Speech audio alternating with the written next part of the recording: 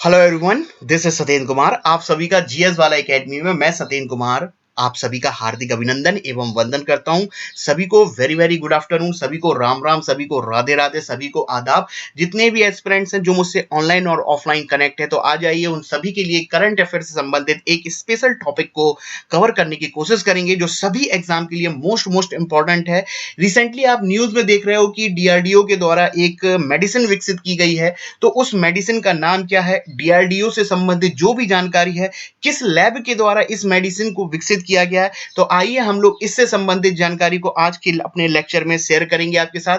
और उम्मीद करते हैं कि आप लेक्चर को देखने के बाद लाइक शेयर सब्सक्राइब करेंगे।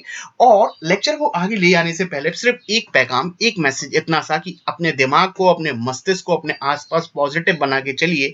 पॉजिटिव एनर्जी, पॉजिटिव एटीट्यूड अपने आसपास रखिए और इस पॉजिटिव एनर्जी को अपने पास नहीं सभी के साथ शेयर करना है, क्योंकि जिंदगी सिर्फ आपकी नहीं है, ये पूरे मानव जाति की बात है। तो सभी को इस समय खुश रहने की आवश्यकता है। उम्मीद करता हूं डरेंगे नहीं आप, क्योंकि अगर आप डरते हैं तो ये कोविड आपके दिमाग पर हावी हो जाएगा और इस समय दिमागी रूप से आपको बहुत मजबूत रहना है। पॉजिटिव एनर्जी और हैप्पीनेस रहिए, खुश रहिए और नेगेटिविटी वाली चीजों को या टीवी पर दिन भर आने वाली कोरोना की जो न्यूज है, जो यूट्यूब पे फेसबुक पे चलती रहती हैं, आप स्वच्छता को तो ध्यान में रखेंगे, लेकिन इन सब न्यूज को थोड़ा सा दूर रहिए। ये आपके दिमाग को नेगेटिविटी देते हैं। इसलिए पॉजिटिव एनर्जी बनाए रखने के लिए थोड़े अच्छे नाटक देखिए, थोड़े कॉमेडी नाइट्स भी देख सकते हैं। खुश रहना है ना, तो इस खुशी को, इस हैप्पीनेस को सभी के साथ शेयर करिए। यकीन मानिए आपके रिजल्ट सकारात्मक रहेंगे। इसी लेक्चर को मंत्र मान के हम आज के लेक्चर को अपने स्टार्ट करते हैं।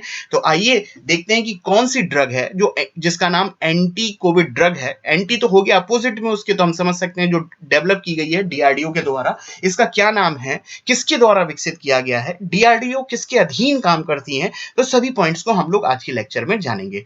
सबसे पहले देखिएगा, DRDO, defence research development organisation. सबसे पहले इसका हिंदी में नाम ध्यान में रखिएगा। डिफेंस यानी रक्षा, रिसर्च यानी कि अनुसंधान, डेवलपमेंट यानी कि विकास, और ओ से होता है ऑर्गेनाइजेशन यानी कि संगठन।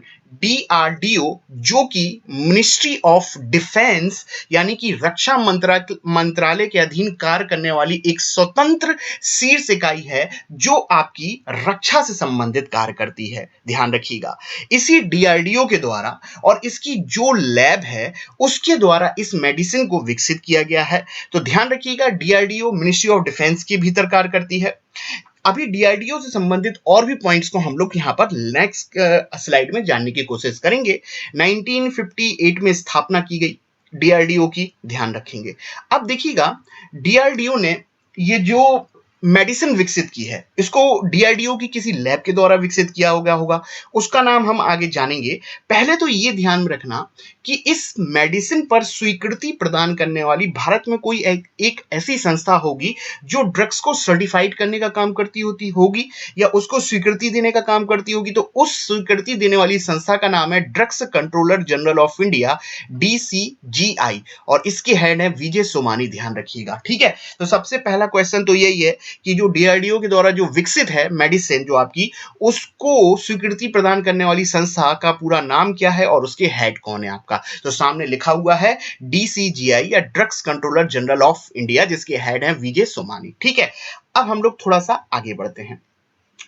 अब सबसे पहला हमने पॉइंट यहां पर लिख रखा है, अप्रूव बाय डीसीजीआई। सामने आपको वही पॉइंट बोला जा रहा है कि इस मेडिसिन को डीसीजीआई के द्वारा अप्रूवल मिल चुकी है। और सबसे महत्वपूर्ण बात यह है कि ये जो दवा है इंजेक्शन के रूप में नहीं है, ये आपकी ओरल ड्रग है। ओरल ड्रग का अर्थ ये कि एक पाउडर है, इसको घोल के हम लोग पी सकते हैं, क्योंकि ये ग्लूकोज फॉर्म में है। ध्यान में रखिएगा, ग्लूकोज फॉर्म में है, तो इसके पाउडर को हम लोग घोल के भी हम लोग इसको, या हम लोग खसूखा भी इनहेल कर सकते हैं। ध्यान रखिएगा, ठीक है। इतनी बात हो गई। अब थोड़ा सा आगे बढ़ते हैं।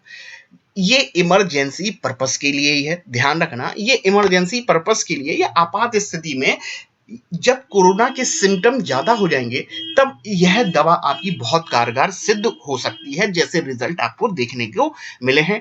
अब देखिएगा, मोस्ट इंपॉर्टेंट, इस मेडिसिन का नाम क्या है, 2 डीऑक्सी डी ग्लूकोज।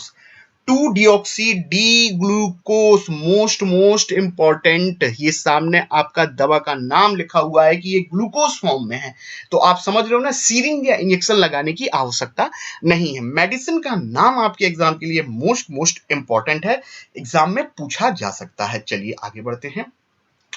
अब मैं वही बोल रहा था कि ये जो मेडिसिन है इसको डीआरडीओ की किस लैब के द्वारा विकसित किया गया है, तो उस लैब का नाम है इनमैस, INMAS, institute of nuclear medicine and allied science ने इस मेडिसिन को विकसित, डीआरडीओ की बहुत सारी लैब हैं, उनमें से एक लैब है आपकी institute of nuclear medicine and allied science.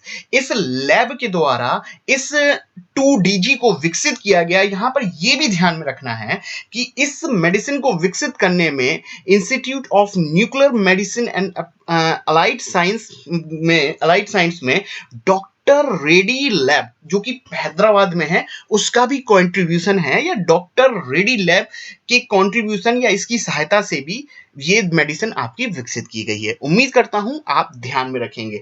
Doctor ready तो आपके वैसे ही बहुत फेमस है, आपने सुना ही होगा नाम, इनका लोगो सामने देख रहे हो आप डॉक्टर रेडी का। चलिए, अब इतनी जनरल बात हो गई, ठीक है। आइए अब हम लोग डीआरडीओ से संबंधित कुछ महत्वपूर्ण पॉइंट्स को अपने लेक्चर में कवर करने की कोशिश करेंगे।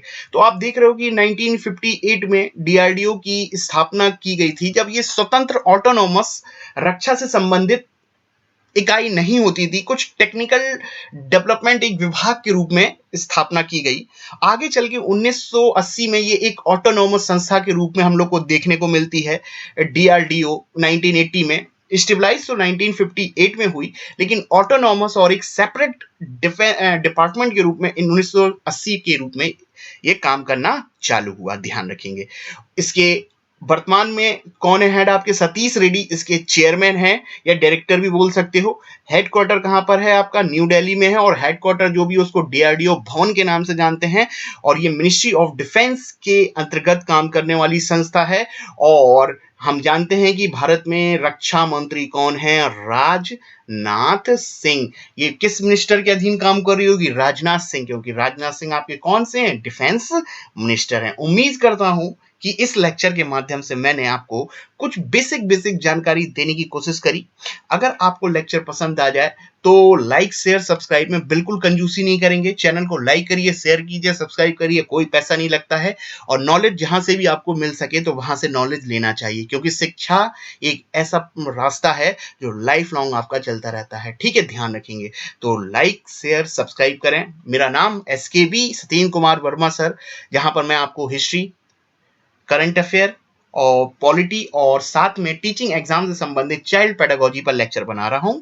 अगर आप टीचिंग एग्जाम की तैयारी कर रहे हो तो चाइल्ड पेडागोजी के लेक्चर प्लीज चैनल पर विजिट कीजिए और एक बार देखिए। उम्मीद करता हूं कि वो आपके बहुत काम के होंगे। आशा करता हूं जल्दी मिलेंगे नेक्स्ट लेक्चर में। तब तक के लिए धन्यवाद। Thank you. Okay, bye bye.